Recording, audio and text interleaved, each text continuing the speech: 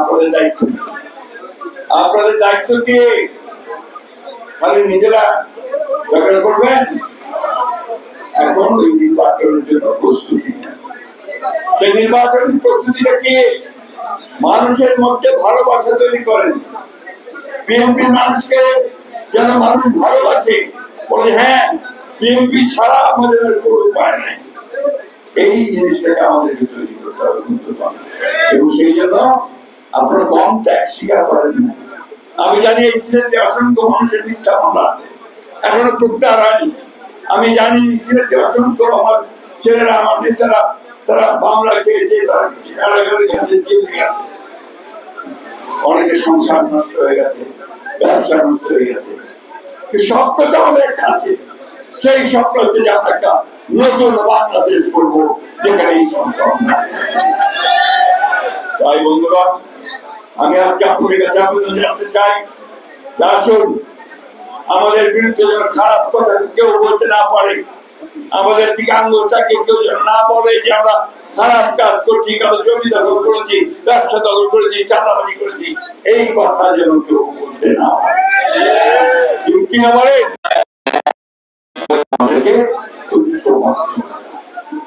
আমাদেরকে আমাদের নেতা তারেক রহমান সাহেব, আমাদের নেত্রী দেশনেত্রী বেগম খালেদা জিয়া আমাদেরকে যে ইঙ্গিত দিয়েছেন, যে পথ দেখিয়েছেন, যে নির্দেশ দিয়েছেন। আরএফএল অডিটর, বাঁকা হয় না, ফাঁকা হয় না, আর ভাঙা এক কথায় অসম্ভব। এগিয়ে চলো সামনের দিকে, জয় আমাদের সুনিশ্চিত, জয় আমাদের। আবারও আমি সিলেটের নেতৃবৃন্দকে ধন্যবাদ জানাতে চাই, তারা আজকে এই সভাটাকে আয়োজন করে সুযোগ করে দিয়েছেন।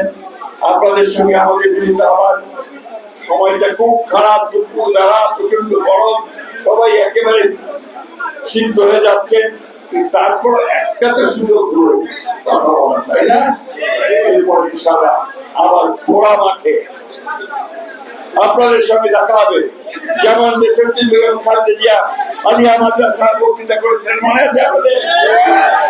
সেইভাবে আবারও আমরা তারেক রহমান সাহেবকে নিয়ে সেইখানে আলিয়া মাদ্রাসা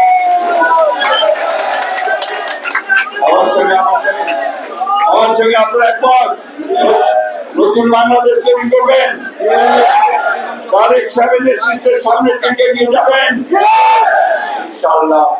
আসুন আজকে আমরা এই সালাম ভাই, আমাদের মালিক ভাই, আমাদের কাইয়ুম ভাই, আমাদের গৌস ভাই, আমাদের জীবন ভাই, মুক্তাদির ভাই, মুনাফা, সকলকে আরো আছেন অনেকে এখানে, তাদের সকলকে নিয়ে একসঙ্গে আমরা অনেক ধন্যবাদ। ভালো থাকবেন, সুস্থ থাকবেন। আসুন আবার আমরা নতুন বাংলাদেশ করি। দাঁড়ান, আমাদের আসল কাজটা এখনো হয়নি, দাঁড়ান।